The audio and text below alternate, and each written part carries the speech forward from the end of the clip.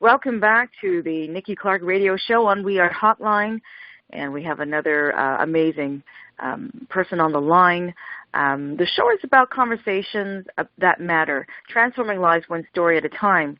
And the amazing woman on the line is the owner and employment lawyer of a company that she founded called ADVOCATION. Please welcome Hermie Abraham to the show. How are you doing today, Hermie? Good, Nikki. Thank you very much for having me.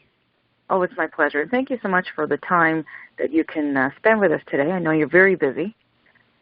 Yes, no. Unfortunately, yes and no. It is busy. It's a blessing. It really is. It is. Well, let's get to it then. So tell me about your background leading up to owning ADVOCATION. Okay, well, as you mentioned, I am an employment lawyer, and I started ADVOCATION about 2 years ago. Prior to that, I'd worked for other firms, and I also had a stint where I was operating my own firm. And as an employment lawyer, I'm helping both employees who have lost their jobs or having difficulty in the workplace, and employers, just to make sure that they're creating the best place to work. And so the background leading up to it is I come from a human resources background. So prior to even going back to law school, which I did in my mid-30s, I was in human resources, and I worked for the Bank of Montreal. I worked for a small .com company, and I also worked for Sun Microsystems. And I really do like this area. I like the workplace. I always say the workplace, next to our homes and our families, the workplace is where we spend most of our time. And so when we can get the workplace right, it makes everything a lot better. And so that's the background leading up to how I got into employment law.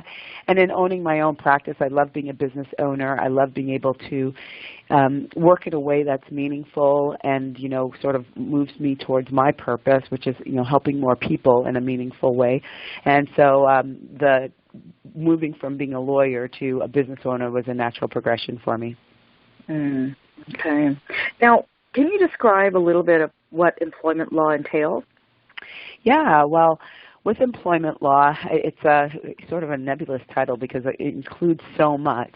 But for most people hopefully will never have to see an employment lawyer.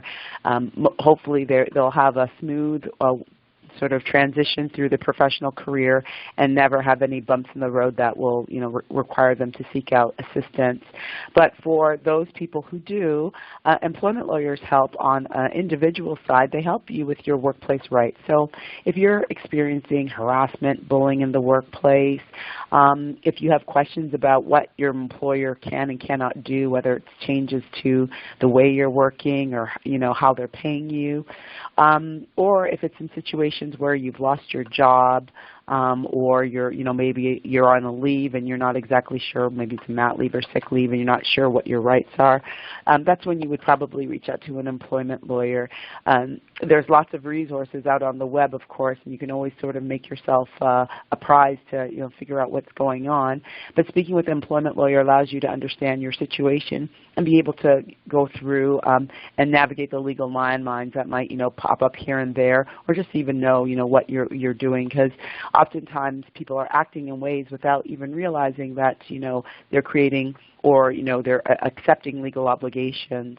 And some of that is even when you start a new job, when you sign an employment contract. Well, that contract is a legal document, and so when you have a situation like that, that's when you would need an employment lawyer.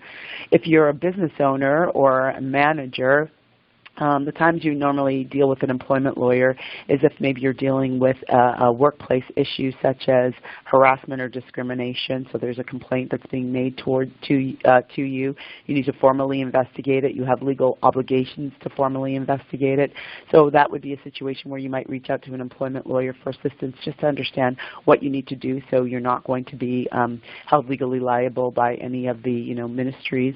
Or that could also be true for harassment, discrimination under the Human Rights Code. Or more common is if you are looking to terminate an employee or you're dealing with somebody who has performance management issues. then you would seek the help of an employment lawyer to be able to navigate that situation again without creating any grave legal liabilities for you. And then I do get to do other fun stuff like helping employers draft their contracts and policy manuals just to make sure that they're safeguarding and not necessarily creating issues and being fair to themselves but also to the employee. Fantastic. Hermie, you have many people who come to you for your expertise. What would you say are the top two issues that arise in the workplace where employment law is concerned? Yeah, I would say the biggest areas, and again, I help both employers and employees. I would say the bulk of my practice is employees because, of course, there are more employees who have job action that's done to them. So the biggest area would be probably around employment terminations. And I always liken employment terminations to kind of a divorce in a relationship. It could very well be that the employee is leaving and they want to be able to leave without the employer having lots of like employment restrictions on them, like non-competition, so they're curious about how best to navigate that. But primarily it's when the employee has lost their job and they've been provided with a severance package and they really don't know where to go from here on. They don't know how, whether or not they should accept it. They don't know how to judge the package. And they might even not know, what they want to do with their future. And so I try to meet with them, understand, what's important to them, both in terms of, the timing of the termination, their time, the money that they'll need to be stable to be able to find new work, and also any reputational issues within, a termination, like, ensuring that your good name in the job market doesn't get sullied and that you can continue to find something gainfully. I help them sort of with those particular aspects. So that would probably be the biggest area of my practice. The second biggest area would be employers and helping them with their day-to-day issues, whether it be complaints that have been made against a particular employee and they don't know how they should manage a complaint that's come through, or even just like I said, other things such as performance management, or if they are looking to do workforce reductions, what they need to do, or drafting contracts. So that would be the second area. And the third is the best part of my job, which is when somebody finds new work and they're excited about new work and they just want to make sure that they're starting on a positive footing and protecting themselves in case if things don't work out quite well. And I call it the sort of the prenuptial part, but it's making sure that that contract for the employee meets their needs, both personally, professionally, and also financially. So that's the main three areas of what I do. Okay. Just a question.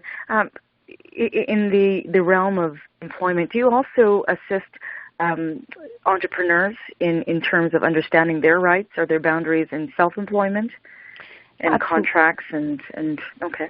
Absolutely, yeah, and I use the word employees quite widely, but a lot of people who I assist are independent contractors, and so you'll find that there are people who are really their own businesses and they're providing services to other businesses in a personal capacity. They could have been an employee in another world, but now they're kind of working as an independent contractor.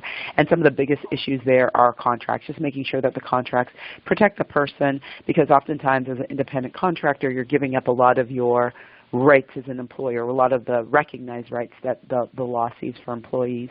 And then small business owners, absolutely. Small business owners, unfortunately, are in the situation where they don't have a big legal team behind them. A lot of large employers do. So with a large employer, you'd expect a big HR team. You'd expect a legal team behind them.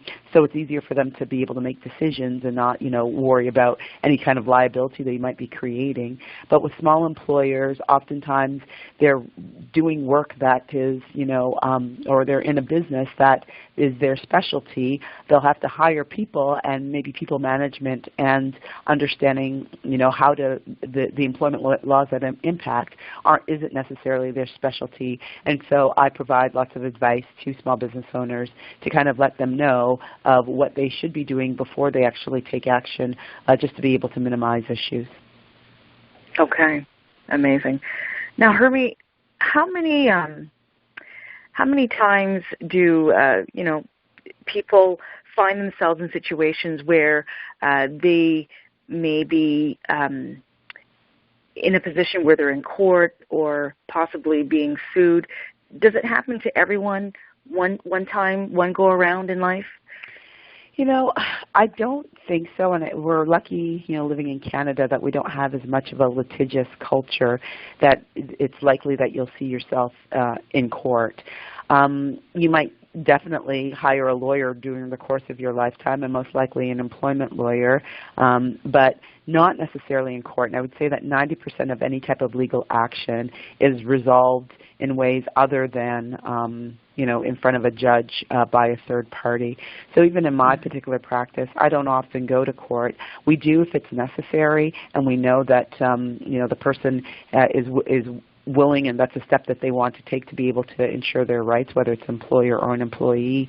But very rarely, oftentimes, I believe that there's always a position that you can take by finding, you know, what are your important levers and figuring out what the other side's important levers are, and also, you know, coming to a general understanding. So much can be settled without the need for a third party, whether it be a judge or arbitrator, to sort of impose a settlement.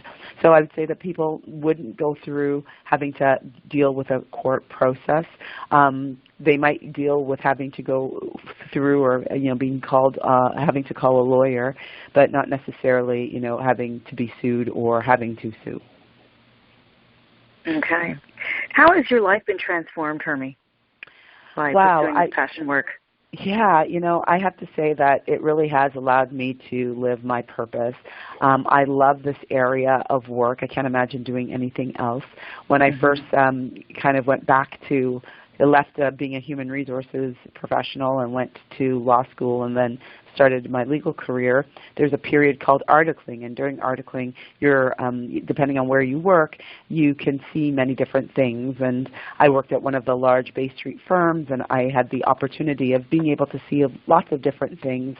And I also always had a passion for, you know, workplace issues, hence the reason I was in human resources. But I wanted to sort of suspend that and give myself an opportunity to see if other things appealed to me. And this really is something that I love. And I think that sometimes we pick the job, other times sometimes the job picks us, and this is, yeah, I feel as if it's my life passion's work, and in that way it has transformed me. It's made me far more fulfilled, and I think that I bring that passion into what I do because I want other people who are dealing with job difficulty, because we've all been there. You know, transition happens, change happens all the time, and I want people who are in that situation where they've been thrown a not so great situation to realize that, you know, it's not happening to them, but probably for them, and there's always better. And my theme and motto has always been that, you know, success lies on the other side of change, and that's true for job loss. That's true if it's